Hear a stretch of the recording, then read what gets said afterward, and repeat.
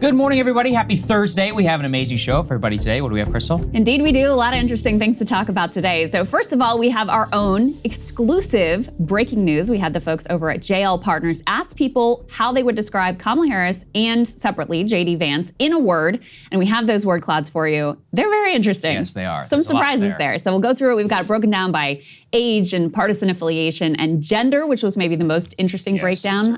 Saagar also going to be looking at the gender divide in America in his monologue today. Of course, everyone is talking about Trump's appearance at the National Association of Black Journalists.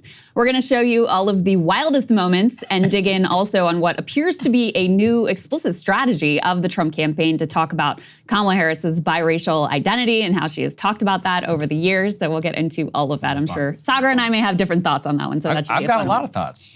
Trump is only saying what I've always said. Anyway, continue. Yes, you're not running for president of the United States. So anyway, we'll save that for that block. We're also taking a look at much more serious news about what appears to be an incredibly dangerous and fraught situation in the Middle East after multiple assassinations conducted by Israel.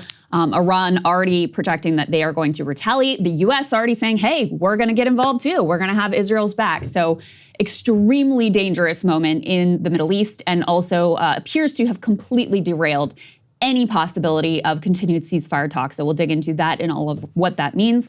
We're also taking a look again at Kamala's VP choice, who it is likely to be, and also now will surprise no one, those who are opposed to Josh Shapiro, the governor of Pennsylvania, being smeared as anti-Semites by The Atlantic. Also, no surprise. Classic. So we'll bring you all of that. We've got Matt Stoller joining us to talk about what indications Kamala is giving with regards to corporate power, and also the extraordinary public billionaire campaign to pressure her to ditch Lina Khan. So, of course, Matt Stoller, the perfect person to dig into all of that. And as I mentioned before, Saagar with a fantastic monologue here at the end of the show. Thank you very much. Well, I haven't listened to it yet. I have confidence in you. Confidence. I really appreciate that. Thank you to everybody. We have been absolutely stunned by the number of people taking advantage of our free month trial. Let's go ahead and put that up there on the screen. It will only be around for limited time only. So if you want to go ahead and take advantage, 30-day free trial, BP Free 1 at breakingpoints.com. We really appreciate it. So not only are you going to get all the advantages of being a premium member, the local show, uncut, you can do the AMA, etc. But really, you are helping support our work here. We are already in major talks already, with the DNC and what we're going to be doing there. And we have some great things planned. And of course, that does cost a lot of money. So your support of us really, really is appreciated at this time. We were able to commission these word clouds. We can have the flexibility, and it's all because of people like you. So thank you so much for taking advantage. And because we have so many new listeners and now so many new members, we appreciate you so much. If you want to join them, breakingpoints.com. You can take advantage, BP Free 1 for that free month trial. Yeah, thank you guys so much. In fact, the flood of subscriptions and viewers that we got enabled us to have the content that we're about to show you right now. So thank you so much for making that possible. All right, let's get to it. As I mentioned before, we asked our friends over at JL Partners to go out into the field and ask voters in a word, what do they think about Kamala Harris, and what do they think about JD Vance? When Kamala picks her VP choice, we should do one for them as well. Of course, we don't know who that is yet, so we can't do that as of yet. Let's go ahead and put, for all voters, the Kamala Harris word cloud up on the screen. And we do have it broken down as well, but this is, if you take everybody that was captured in the sample, what are the biggest words and descriptors that jump out? Number one, not a good sign for her, incompetent. Close behind, however, is a positive word, strong. And then you have probably in third place there, it looks like you've got liberal, which is something certainly that, they consider to be a vulnerability, and the Trump campaign considers to be a vulnerability. Also, you have fairly high up there, which I think will be relevant when we talk about the NABJ block, fake. Some other things, you've got terrible, you've got leader, you've got smart, you've got awesome, intelligent, unqualified, powerful, unfavorable. One of the things, Saagar, that jumped out at me as a positive for her is nowhere in this word cloud is the word Biden or Joe. At least not that I saw looking at it. And, for her, that's probably her biggest liability is just being tied to what was a very unpopular administration. Well, she hasn't said Biden's name since she began running. Yeah. I think maybe when she's at the White House, somebody took note. She said Donald Trump's name, I think, 14 times in one of her recent rallies. Joe Biden's name was not said once. We just got officially our DNC speaking schedule. Joe Biden is on day one, a.k.a. the day that nobody gives a shit. The arms length day. Yeah, it's like, that's Joe Biden day. Let's give him his due, but not really too much. Listen, it's crazy. Biden is for day one. You know who's on day two? Bill Clinton, who was president in 1992, the year that I was born. Yeah, he will be speaking. So will Barack Obama, then the vice president, and then Kamala Harris. So if that doesn't tell you everything that you need to know about who's most popular, I think in order of that. But hey, let's give him the credit where it's due. Whenever the man is gone, put him out to pasture and let's not even say his name anymore, which is basically the strategy. I think it is smart. There's also a couple of other things, if we want to go to the next one, where we can dig in a little bit. That incompetent word, if we see, is very prominent, the biggest one amongst Republicans, but more critically here is independents. So we see a couple of things where last time around when we had our word clouds with Biden, old was the number one across all everybody, including Democrats. Right, but the advantage that you have here is that amongst Democrats, you have strong, you have honest, you have smart,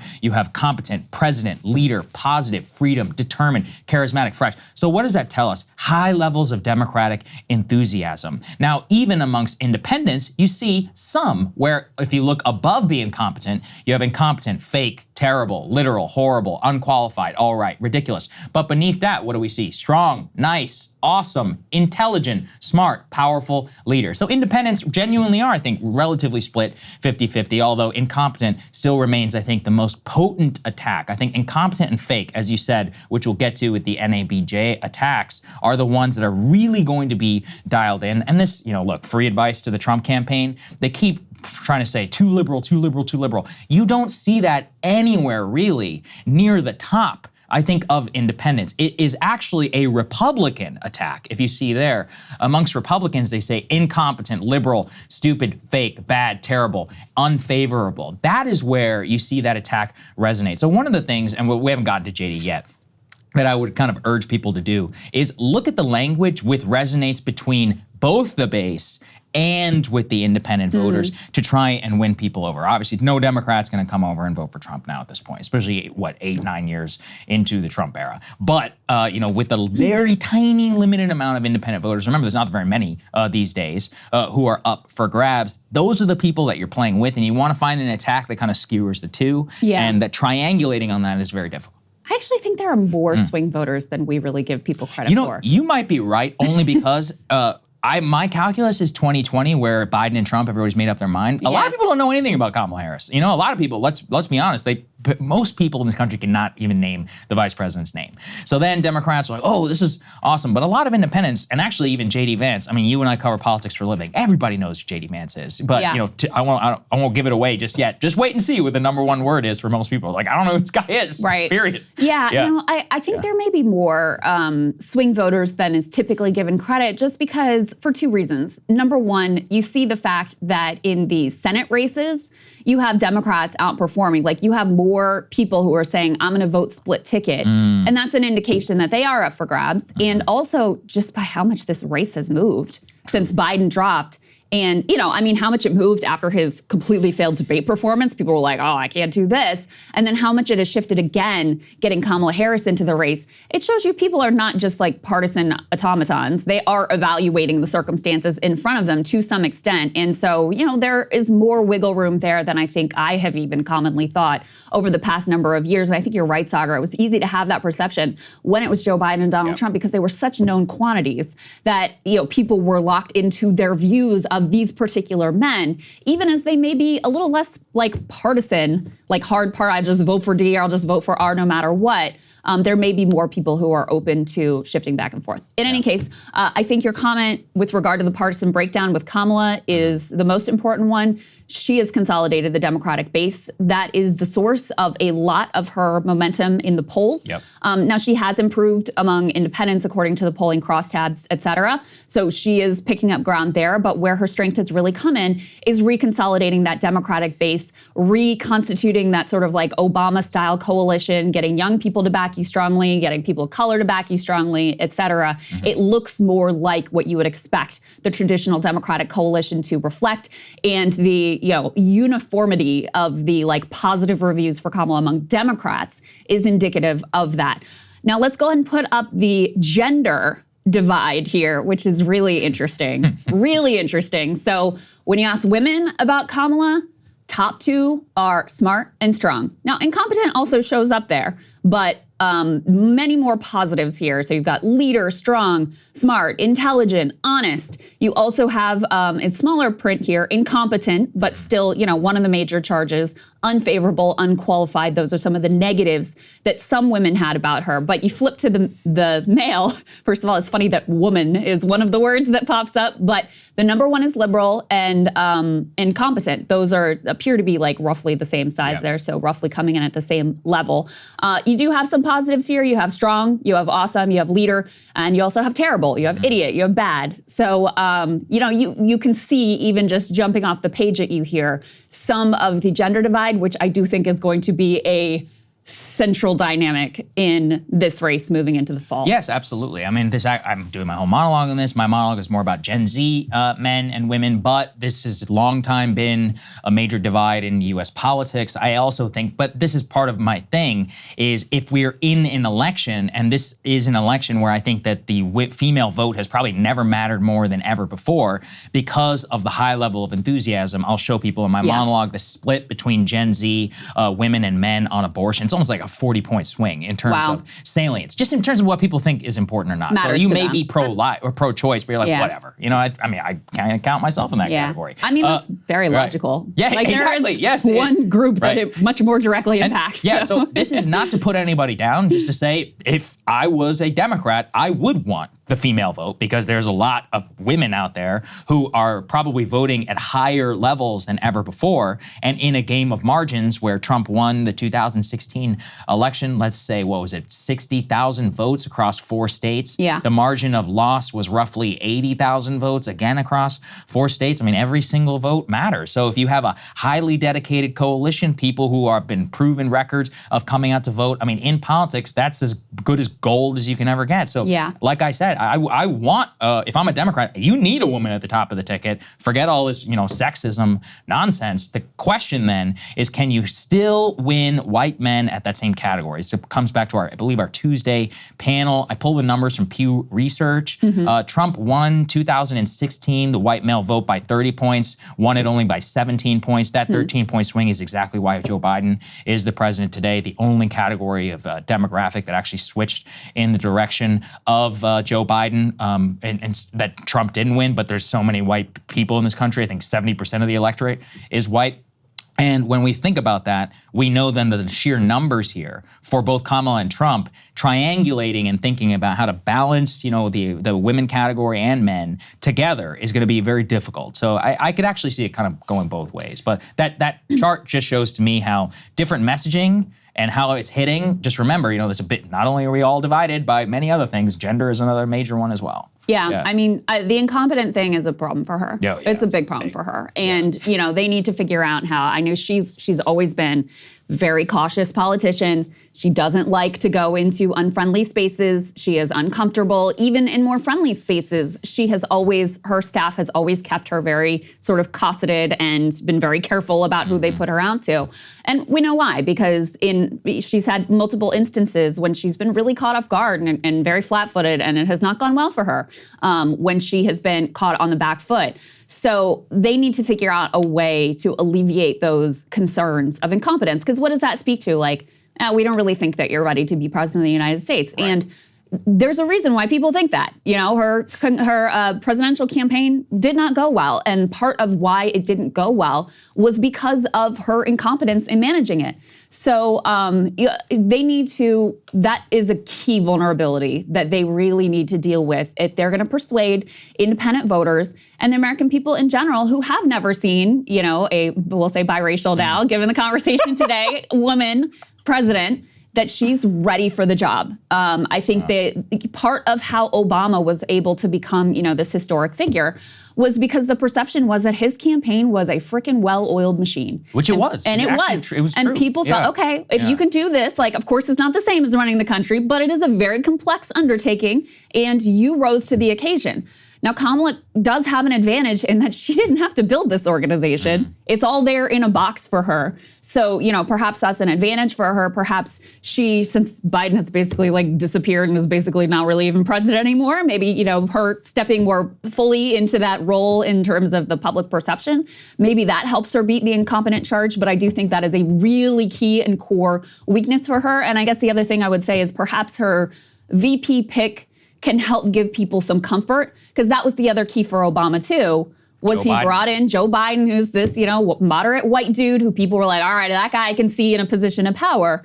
And that also helped to give people comfort about the overall ticket. Very smart. I put out yesterday, I said there is no chance Kamala could survive a real 18-month run for POTUS. Her primary run fell apart through interviews, multiple debates, etc. But now she's only got to duck and hide for 97 days. I tweeted this yesterday, so 96 days today. In friendly spaces, commit to a single debate. That's a major structural problem for ours. I still believe that it is such a massive advantage for her to basically just be anointed, to be given the campaign in a box. You have a campaign manager, you've got unbelievable amounts of money, you got baked-in coalition who's ready, fired up, ready to go, as one might say, against Donald Trump, and just don't really sit down for any crazy interviews. Now, I think that's an abhorrent and terrible thing. She should do at least 2 debates. I hope that she would do 3, especially given, you know, how late she entered into the race. She hasn't yet done a critical interview. I believe Joe Biden only dropped out of the race 11 days ago. I mean, that's plenty of time. We need one of those I would even take, you know what, take a friendly interviewer. I don't care. You know, even that at this NABJ event, you know, look, it's probably the friendliest media environment that she was going to get. Just go, just take, you have to answer questions. Sit down with Stephanopoulos, Chuck Todd, whatever, any of these people. Are they going to challenge you a ton? No, not really. But even Lester Holt, I mean, he asked her the most basic question of all time. He's like, so have you been to the border? She's like, we have been to the border. She's like, but you haven't been to the border. Literally and she's like, been. but we have been to the border. And we're like, I'm still trying to decipher. And then she's like, we haven't gone to Europe. Well, yeah, it's like, okay. Yeah, right. That's a whole other conversation. But that's the thing, is that Kamala will emerge, right? So far, it's been nothing but positive for her, right? She's doing rallies, she's doing a great job. She's not Joe Biden, right? She's got this fresh appearance. She feels like the new kid on the block, even though that seems preposterous. She's, you know, what is she, close to 30 years younger than Donald Trump. I think she's 59. Yeah, she's 59. Right. Okay. She looks fantastic for her age, by the way. Everybody's doing the comparison with her and Tim Walz. They're the same age, and he looks like he's like 40 years older than her. He blames it on the high school kids. Anyway, so she's going to have to take some risks, and she's going to have to show that she has, that she's improved. You know, if she does appearances where those same vulnerabilities come up, those concerns about whether or not this is really a person you can see as commander-in-chief, whether this is a person who is really up to the job, those are going to become central. And I think in a sense, they already are central. So that's to me a real warning sign for her. Let's go ahead and take it. This was amusing to me. Take a look at the age group breakdown for Kamala Harris. Okay, so, you know, this also won't really surprise you, although it is kind of a reversal of where things were under Joe Biden, which is why I say, you know, I do think these things are more fluid than perhaps we've given credit for. Young people really like Kamala Harris. The number one thing is strong. Then you get awesome, optimistic, lucky, that's a funny one, nice, brave, smart. Also, if you look on the left side of the graphic there, in relatively small print but still abusing, is Brat. Yes. Charismatic, independent, leader, empowering, honest, cool. Very few, there are a few up here, but very few negative descriptors among the young demographic. You've got bad, dishonest, incompetent also shows up, but the overwhelming majority of the words are positive, and, you know, certainly the largest descriptors for that group are positive.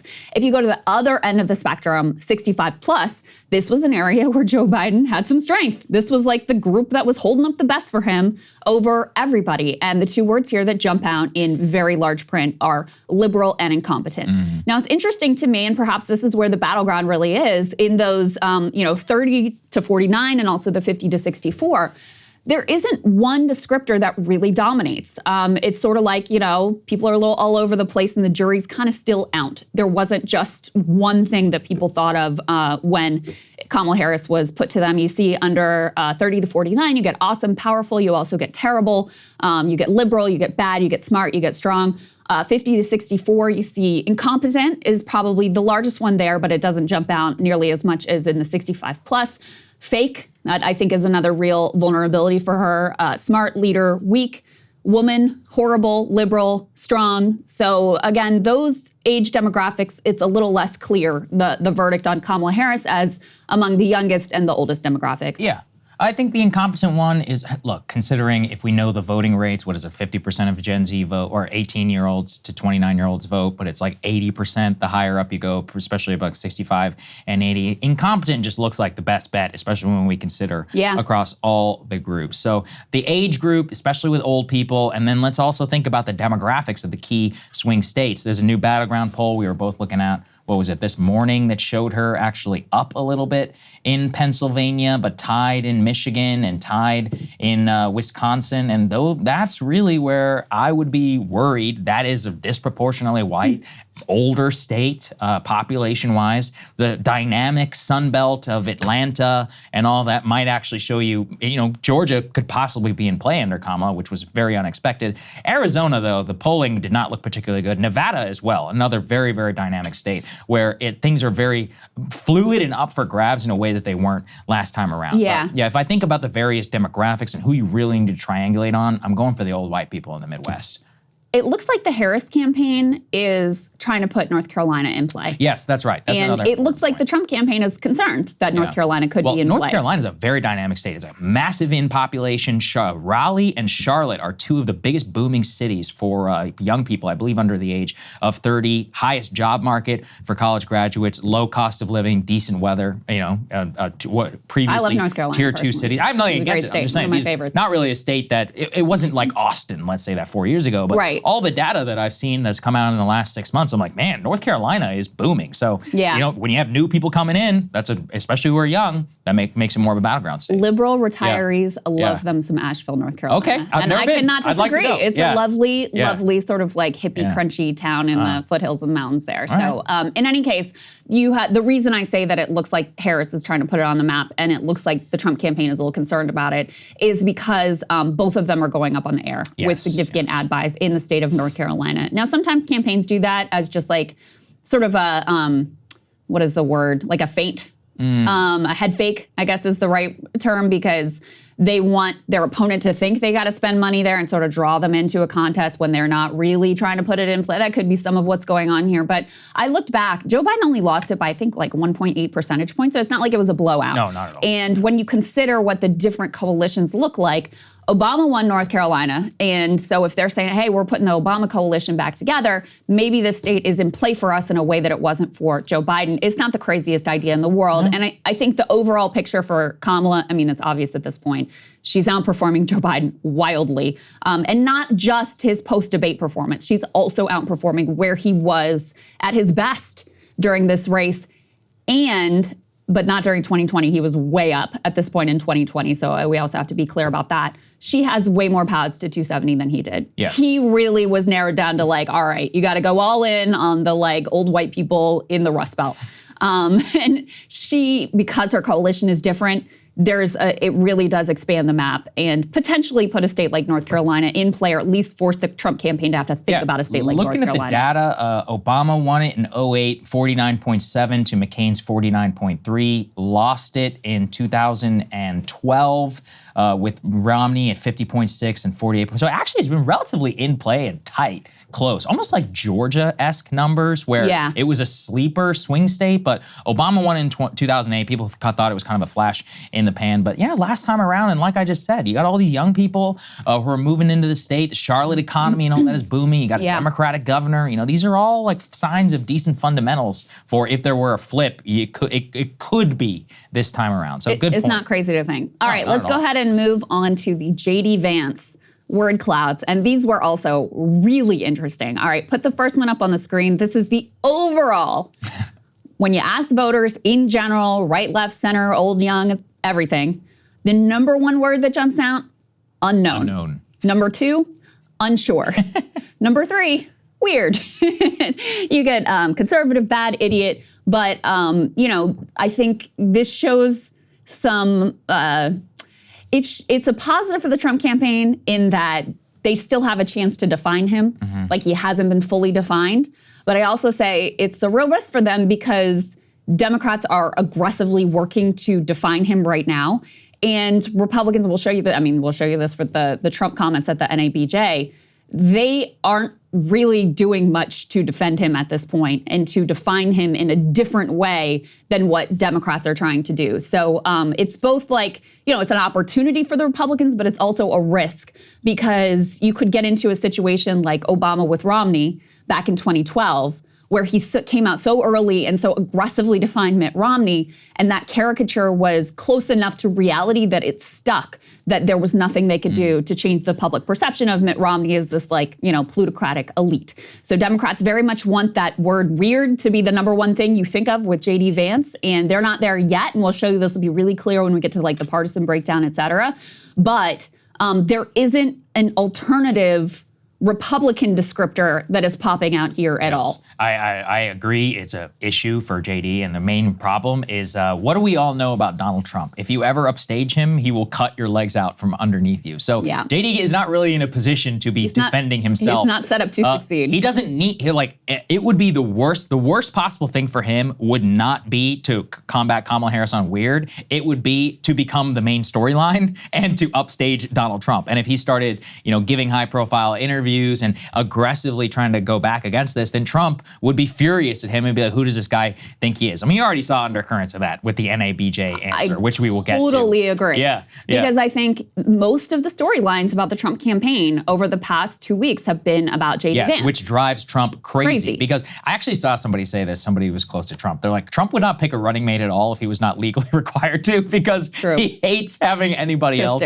share his spotlight, anybody else on his name. That's something that we know well about him. So let's put this up there on the screen. A2B, please, the J.D. Vance across the categories. So the Democrats have very clearly won the weird war. Although, you know, unknown is still the number 2 word that Democrats associate. So it's one of those where clearly amongst Democrats this has reached high salience. When you look though at independents, you see unknown, unsure, smart, idiot, bad, fake, IDK. I personally like IDK. And then amongst Republicans, unknown is the second largest word, and conservative. Which conservative is just like, I mean, that's fine, but yeah, it's not like, that was my point about there's not an alternative competing vision of who J.D. Vance is that's really breaking through. I mean, when Trump has tried to defend him, he's talked about like, oh, well, he loves the family, and he's talked about, oh, he's really in touch with the working man. You don't see any of that in here. None of it. And you actually, instead, what you see is it's like smart, IDK, cool, uncertain, unpredictable. These are amongst Republicans. Unfamiliar. Clearly, people don't know anything about him. That actually kind of explains, too, why Hillbilly Elegy has skyrocketed to the top of the bestseller list, and Hillbilly Elegy, the movie, I think is the most downloaded movie on Netflix. Because people are like, who is this guy? Which, again, is a great reminder. I bet you 90% of the people who traditionally watch the show know who he is. But never forget, most Americans do not pay attention at all to politics. I do think JD is in a very difficult position. The weird thing is one that Democrats and the media are repeating over and over again. And Republicans don't want to be in a position of defending their vice president, because if they are, it would be seen as upstaging Donald Trump. Vance himself, I mean, look, when you're the vice president, I've been reading his speeches. I'll just say this. I've known of his speeches and listened to them for a while. This is not how he would traditionally speak. I'll just put it that way. It is clear to me. What do you mean by that? It's just it's so cookie cutter. It's very basic. Yeah, it's like. He feels very uncomfortable up there. To me, it just looks like first grade reading level. And look, probably the right strategy, right? I mean, if we think about that, even the New York Times is only written for a 5th grade reading level or whatever, but you know, it doesn't come across what I think are the strengths and all that he has. But at the same time, like, that's what it means to be vice president. You're signing up as a number 2 man. You say whatever they tell you to say. Yeah. And so, you know, I don't know.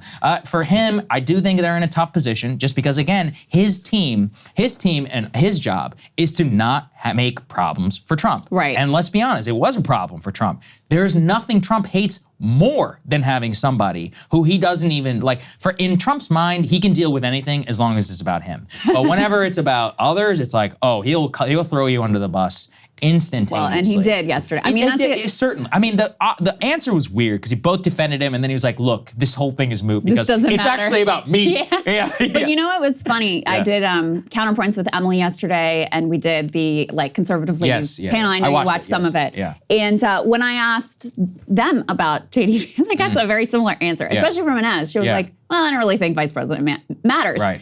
And so it's felt to me like, I don't want to draw too much from that, but it felt to me that was kind of like the cope that had gone out among Republicans of like, yeah, this is all irrelevant. Vice presidents don't really matter. And I don't think that's really true. I know that that's what political scientists, some will argue that. It's traditionally true. When you think about the vice presidential picks over the past number of cycles, I think that they made a difference. I mean, I think Mike Pence made a difference for Donald Trump in 2016. Yeah. I think Sarah Palin was initially very additive for John McCain when she first came out, and she had tons of charisma, and people were like, oh my God, this could be a problem for Democrats. And then she sort of crashed and burned and became a liability for him, and showed a lack of seriousness and a willingness to kind of take risks with the country future that was, that doomed him ultimately. I think Biden was important for Obama as that kind of validator like we discussed. I think this vice presidential pick for Kamala is going to be really important. And the thing with JD Vance, I do think you could argue for Trump because he's such a singular figure. Yeah. That it is less consequential than Kamala's pick. I think that's completely fair to argue.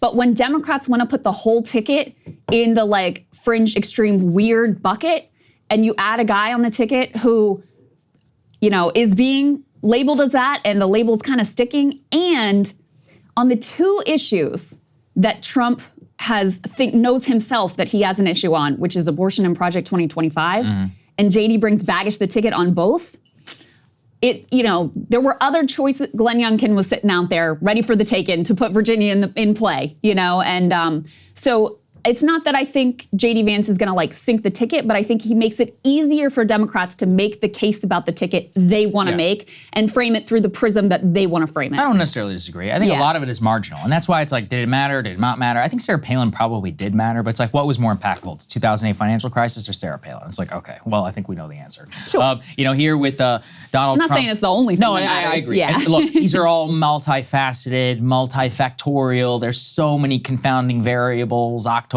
surprise. You can never. If anything, the narrative is probably more important here. Yeah, sure. I really think. I think if JD was running on his own, he'd be in a much better position because you can actually fight back kind of on your own terms. But when you're hamstrung as the number 2 man to one of the most sensitive candidates in modern, probably ever in modern history, who is sensitive to that. I mean, all presidents are sensitive about their number 2 showing them up, but this is dialed up to 10. I mean, you basically just have to do whatever his people tell you to do. Yeah. I think that's a problem. Can we put gender, please, up on the screen? Because that also, kind of underscores to me the issue here, too, if we're talking here about women candidates. I mean, unknown. And this is also where I would say the weird thing belies it. I mean, look, he's a recent Catholic convert, and he believes very strongly in being pro-life. That's just all. Look, if I use my personal level, I know him, but if I were running against him, that's all I would talk about. Period. I mean, he said it literally on camera. That's kind of the things you have to do whenever you're running for a Republican race and you're going, and I think he won the Susan B. Anthony list, for example, endorsement in his race. Just play that on a loop. I mean, that's one where it's very, very easy to drive that home and to make it clear. Now, to be fair, every single person on Trump's list, save for Glenn Youngkin, was actually adamantly pro-life. This is also, too, where when we think about the context of the vice presidential pick for JD was made in the context of Joe Biden is staying in this race, and this is one where he was relatively confident not only about his victory, but he was concerned about a secondary on the ticket who was going to be loyal to him and loyal to his agenda. At the very least, that was important to his advisors and the people who were picking him, where he didn't know he was going to be in a knife fight, on abortion. Now, would he have picked JD still? It's certainly possible. I think maybe even likely, considering what Trump, considers important. But I think it would be lying to say his calculus wouldn't have been a little bit different if he didn't know that Kamala was going to be in the race. Yeah. Yeah. I mean, if Trump could keep the number 1 descriptor of JD Vance at unknown, I think he'd be happy with that. Yeah, it's the worst. But we've had worse things. That's not realistic, right? He's going to get defined and known to the American public between now and November. And so Trump better defend him, because the Democrats are certainly not going to lay off in how they're aggressively seeking to define him. And what was interesting to me actually about this gender divide is that there wasn't a big one. Men are more likely to say conservative, but all, like both genders say in here, unknown, unsure, and then weird. So it was interesting to me, actually. I was expecting more of a gender divide in terms of the descriptors among men and women, and that doesn't jump out at you right here. I guess perhaps a positive is you don't see like abortion on here anywhere, or extreme. It may be in there, but not as like one of the main descriptors. But I think the weird thing is, I think it's a problem. I think it's very Trumpian type of descriptor that, it's impossible to refute.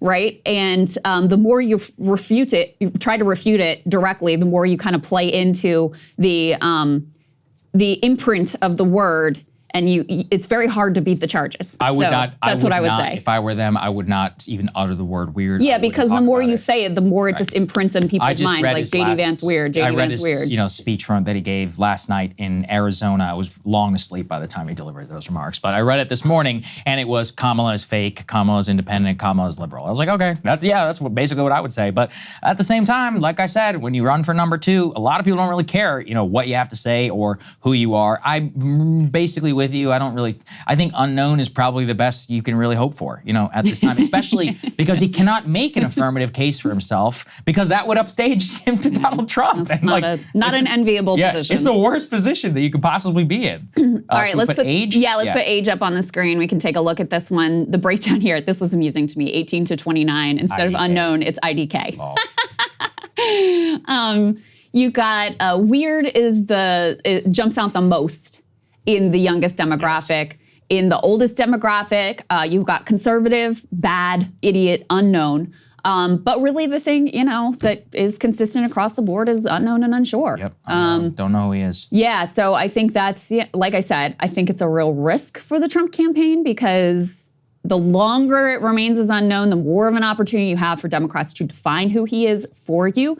But it also means that the negative perceptions of him have not completely taken hold in a unmovable way amongst the public. There's still a possibility to define him in a way that would be positive for the ticket rather than negative. Yes, absolutely. Okay, let's move on to the next part of the NABJ event. Oh boy, here we go. Buckle up. Hey, if you like that video, hit the like button or leave a comment below. It really helps get the show to more people. And if you'd like to get the full show ad-free and in your inbox every morning, you can sign up at breakingpoints.com. That's right. Get the full show, help support the future of independent media at breakingpoints.com.